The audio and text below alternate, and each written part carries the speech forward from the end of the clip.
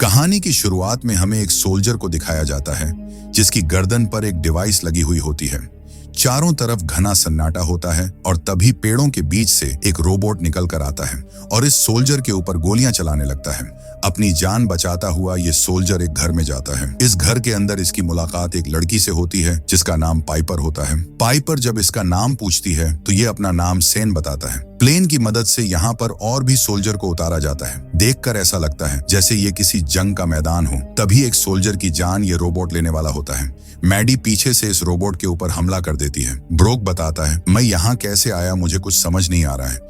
यहाँ तक कि इनमें से किसी को अपनी पिछली लाइफ के बारे में कुछ पता नहीं होता है। ब्रोक जब इस जंगल से बाहर निकलने के लिए बोलता है तभी उसके सामने एक इलेक्ट्रॉनिक शील्ड की दीवार आ जाती है। मैडी बताती है, ये दीवार हमारे चारों तरफ है, यहाँ से बाहर निकलने का कोई दूसरा रास्ता ढूंढना होगा। दूसरी तरफ हमें पाइपर और सैन को दिखाया जाता है जिनको चारों तरफ से रोबोट ने घेर लिया होता है। ये दोनों रोबोट से बचने के लिए इनके ऊपर गोलियां चलाने लगते हैं पर रोबोट इनके ऊपर भारी पड़ने लगते हैं। एक बंकर के अंदर हमें सार्जेंट को दिखाया जाता है जो इनके ऊपर नजर रखे होते हैं। सार्जेंट अब और रोबोट इनकी तरफ भेजने की तैयारी कर रहे होते हैं। अब इनका सामना मैक्स 2 नाम के रोबोट से होने वाला है जो अपने आकार से बहुत बड़े होते हैं। मैक्स 2 रोबोट अब इनके ऊपर गोलियां चलाने लगते हैं। इन सब के पास भी इलेक्ट्रॉनिक गन्स होती है पर इनकी बंदूक की बैटरी डाउन हो गई होती है।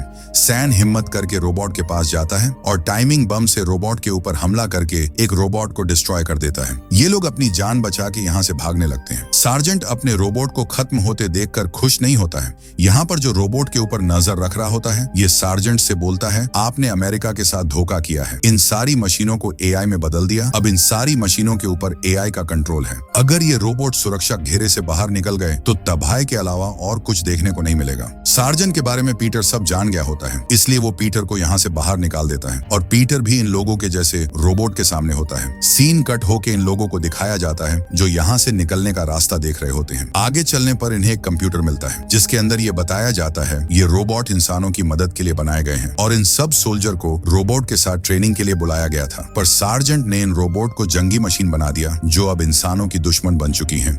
सार्जेंट अपनी कोडिंग से इन सब रोबोट को एक्टिवेट कर देता है जिस वजह से इन लोगों को यहाँ से भागना पड़ता है। कुछ दूरी पर जाके इन्हें पीटर मिल जाता है जो रोबोट से जान बचा के भाग गया होता है।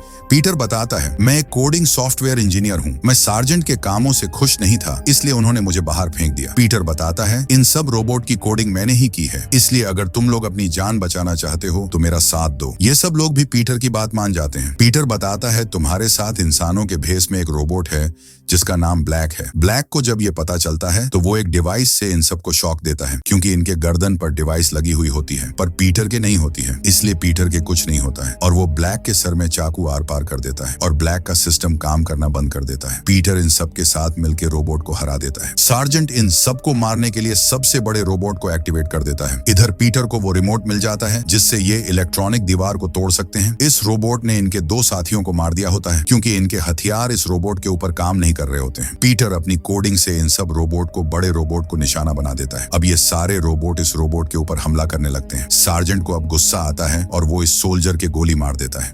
ये तीनों लोग रिमोट की मदद से इस दीवार को पार के बाहर निकल जाते हैं। पीटर बाहर निकल के उस रिमोट के बटन को दबा देता है जिससे एक ब्लास्ट होता है और इलेक्ट्रॉनिक दीवार के अंदर सब कुछ खत्म हो जाता है। सार्जेंट भी मारा जाता है और इस मूवी का एंड हो जाता है।